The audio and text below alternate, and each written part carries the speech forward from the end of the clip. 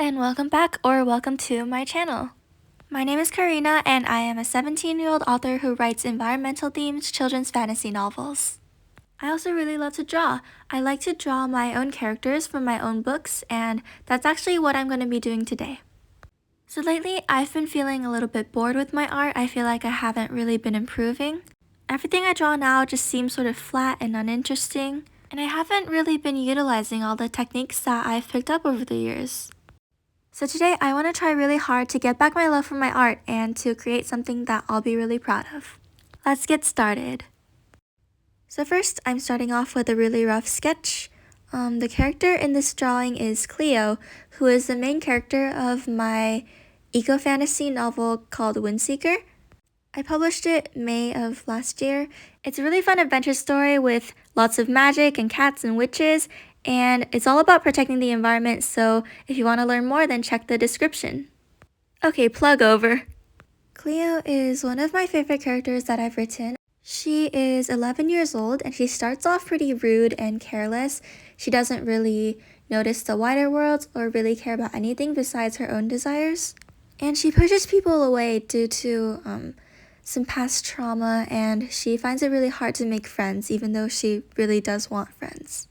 She's a pretty mean person on the surface, but deep down she's very perceptive, she's very resourceful, and can be brave when she needs to be. Most of all though, she's lonely, and she does grow a lot throughout the book when she finds someone who is willing to love her unconditionally.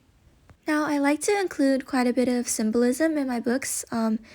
Most of it isn't immediately obvious, and a lot of it's just for my own enjoyment, honestly.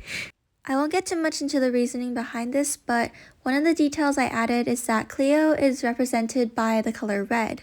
Because, red is anger, but it can also be passion, and it happens to be the complementary color to green, which is the color that represents the other main character, Fern, who has a really big impact on the way Cleo sees the world. And I was also thinking, I really like those old school red telephone boxes. For some reason, I just think they look really pretty, and recently I've been super inspired by these cool artworks I've been seeing online where artists really use the background to their advantage. They play with a lot of really great color schemes, and there's a lot of interesting stuff in the background, and I've always really focused on drawing the characters. I've never enjoyed drawing backgrounds too much, so it made me want to try adding more fun things into my environment so that I can maybe enjoy drawing backgrounds a little more. And so naturally, with all those thoughts running around in my head, my brain did a thing. I thought telephone boxes are red, Cleo is red, why not draw Cleo sitting inside a telephone box? Now, this does not make any logical sense. There are no telephone boxes in the book at all, and this has no relevance to the plot whatsoever. The telephone boxes aren't even from the same time period that Cleo lives in. But I did really like this idea, and I thought it might spark some inspiration, so I decided to go along with it. As you can see here, I am now doing the line art for this drawing. I added a bunch of random stuff in the background. Some of it, or actually almost all of it, just makes no sense. There's a hanging flower pot, there's a milk carton, there's a lava lamp. There are even string lights strung all around the telephone box, and I'm not sure what they're doing there other than they look cute, so I decided to keep them. Also, I'm 99% sure that real telephone boxes don't have seats built into them, and even if they did, they wouldn't look like this, because if you think about it, the door can't close because it would slam onto Cleo's legs, but it's okay. We live in a fantasy world. We don't need logic here.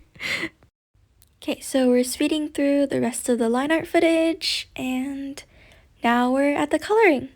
So one of the main things that made me unsatisfied with my art was actually the coloring. I was feeling like my shading was very plain looking, and anything that wasn't shading was really just flat color.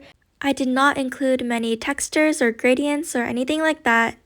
And strangely enough, this is a problem that I developed only recently. I didn't have it when I first started drawing digitally in this style. And my theory is that it's because I spent a ton of time working on a comic book. And in comic books, you simplify a lot of the shapes and the shading because you can't really draw complex drawings for that many panels and that many pages. So I feel like having a more simplified art style for the comic really sort of bled into my regular art style and just made everything overall more simple and less interesting looking. To fix this, I started looking at a lot of my old art from before I started the comic, and I realized that something that I used to do was to add a lot of different hues and different values to my areas of flat color to make them not look so flat anymore. So that is exactly what I tried to bring back in this drawing. As you can see, I'm adding a bunch of different colors to the red of the telephone booth and the green of the grass, the blue of the sky, to give it a more loose and vibrant feeling. I'm also making sure to pay attention to the color scheme as a whole. So, for example, I decided to make the sky more of a greenish blue instead of a blue because I thought this would really complement the red and make the telephone box stand out. And I did have a lot of fun with the background, which is exactly what I wanted to do, so I'm really happy about that. I was a little worried about Cleo not standing out because of all the clutter in the background, but thankfully, I think because of the bright colors on her jacket and just the paleness of her skin, that didn't really turn out to be an issue. And here you can see me messing around with the shading on Cleo a lot. In general, I want to get better at making more bold shadows and not being afraid to have a light source that's really strong or maybe comes from a direction that I usually don't draw it coming from. Because I do tend to default to just overhead lighting, and I think that's also part of the reason I feel like my art is boring. I am pretty happy with the overall concept of this piece, even though, like I said, it doesn't make much logical sense. I feel like it plays into a more symbolic meaning, with Cleo sitting in the middle of nowhere, in the middle of nature, trying to reach someone by phone, but not really being able to connect with anybody. I think that fits well with some of the deeper parts of her character that you might not see on the surface. For example, her loneliness, her insecurity, and this dissatisfaction she has with the life that she's living, this selfish and dishonest lifestyle, but not really knowing how to change or how to live any other way.